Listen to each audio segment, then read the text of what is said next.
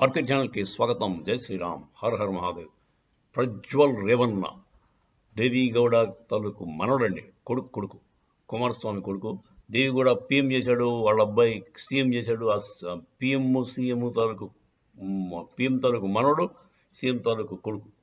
అతను ఒక sex స్కాండల్లో ఇరుక్కున్నాడు. Sex scandal మామూలు కాదండి. ఒక పెన్ డ్రైవ్ దొరికింది. ఆ పెన్ డ్రైవ్లో 2000కు పైగా వీడియోస్, సెక్స్ వీడియోస్ దొరికాయి. ఆ వీడియోస్లో మనవాడు ఒక రోల్ అయితే, మిగతా రోల్ వేరియస్ అదర్ ఆడపిల్లలు అనమాట.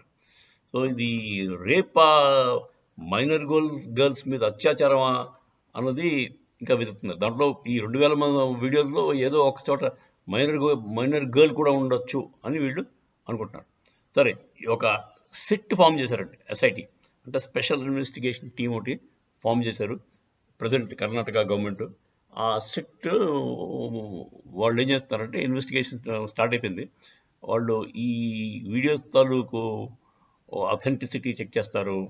తర్వాత ఏమో ఆ విక్టిమ్స్ ఉన్నారు కదా, అమ్మాయిలు, వాళ్ళని 4 years అయిపోయింది అప్పుడే. 4 year old వీడియోస్ ఇవి. 4 years అయిపోయింది కనుక వాళ్ళని ట్రేస్ చేయడం కొంచెం కష్టం. తర్వాత వాళ్ళ విల్లింగ్నెస్ కూడా చూసుకోవాలి. వాళ్ళు ఒప్పుకుంటారా లేదా, మేము కాదని డినై చేస్తారా, వాళ్ళు ఎవిడెన్స్ కింద రావడానికి భయపడతారా. ఇప్పుడు వాళ్ళు పెద్ద అంటే ప్రైవేట్ ఎక్స్-పిఎం కొడుకు మనోడు, ఎక్స్-సీఎం కొడుకు, అలాంటి వాడుతో పెట్టుకుంటే ఒకటి వీళ్ళ పరుగు పాపం, నెక్స్ట్ వీళ్ళని చంపేస్తాం, అదో భయం ఉంటుంది. సో ఈ భయాలతో వాళ్ళు బయటకు వచ్చి చెప్పగలరా, ఎవిడెన్స్ ఇస్తారా, ఇవ్వకపోతే కేసు ఎవడేం చేయలేడు. ఇప్పుడు మీకు ఎందుకు, రాహుల్ గాంధీ మీద ఒక గ్యాంగ్ రేప్ కేసు ఉంది, తెలుసు కదా.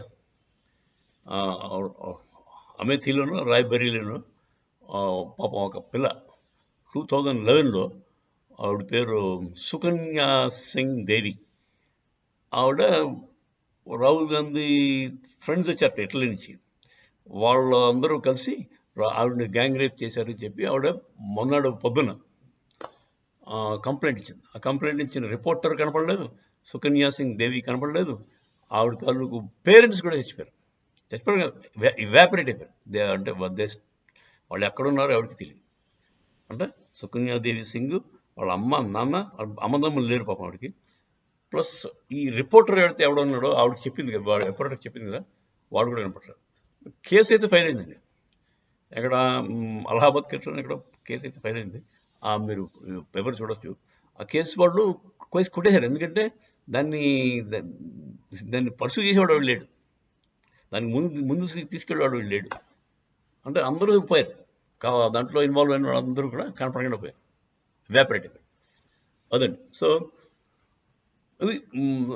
ఇలా అది కూడా కావచ్చు. ఇప్పుడు 2000 మందిలో ఒక్కళ్ళైనా ముందుకొచ్చి మాకు ఇలా అత్యాచారం జరిగింది అని చెప్పి ధైర్యంగా రాగలిగితే అప్పుడు దీనికి ఎస్ఐటికి కొంచెం ఊపిరి పోసినట్టు. లేకపోతే వాళ్ళు ఏం చేయలేరు, నథింగ్ కెన్ బి డన్. ఆ విక్టిమ్స్ దగ్గరికి వెళ్తారు, మేము కాదండి, ఏదో మా ఫోటోలు ఏదో మార్క్ చేసి పెట్టుకున్నాడేమో అని అనుకోండి, వాడు ఏం చేయలేదు. సో ఇదే మన దేవిగౌడ తాలూకు మనవడ తాలూకు కేసు ఏం జరుగుతుందో చూడాలి. ఈ టైంలో అతనేమో జర్మనీలో ఉన్నాడు, ఎక్కడ ఉన్నాడో కనపట్లేదు. మేబీ జర్మనీలో అసైలం సీక్ చేస్తాడో ఏంటో. మరి ఇండియా వస్తే నా పరిస్థితి పాడే పరిస్థితి భయంకరంగా ఉంటుంది, ఇండియన్ గవర్నమెంట్ నన్ను టార్చర్ చేసేస్తారని చెప్పి వాడు ఏదైనా పెట్టి అక్కడ ఉండిపోవడానికి ట్రై చేయడానికి అవకాశం ఎంతైనా ఉంది. సో ఈ పరిస్థితుల్లో కేసు ఎంత మట్టుకు బిగుస్తుంది అన్నది కొంచెం చెప్పడం కష్టం. ఎందుకంటే నార్మల్లీ ఈ రేపు కేసులన్నీ కూడా హష్ అయిపోతాయి.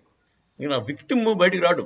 విక్టిమ్ పాప ఆ పిల్లలు ఉంటారు కదా, వాళ్ళు వచ్చి ధైర్యంగా నిలబడి చెప్తారని కూడా పొరపాటు. ఎందుకంటే వాళ్ళు బయటకు వస్తే 2 రకాలుగా వాళ్ళకి ఇబ్బంది.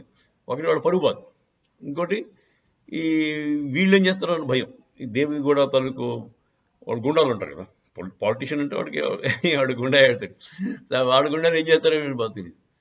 ఎందుకు ప్రశాంతంగా ఇప్పుడు ఏదో అయిపోయింది మేము గుట్టుగా సంసారం చేసుకుందాం అనుకునే వాళ్ళు ముందుకు రారు, బయటికి రారు, వీడికి అగేన్స్ట్గా ఎవిడెన్స్ ఇవ్వరు. అది ఎవిడెన్స్ ఇవ్వకపోతే వాడు స్కాట్ ఫ్రీ, మళ్ళీ ఇలాంటి పనులు ఎన్నైనా చేసుకోవచ్చు. అదండి విచిత్రం. జై శ్రీరామ్. హర హర మహాదేవ్.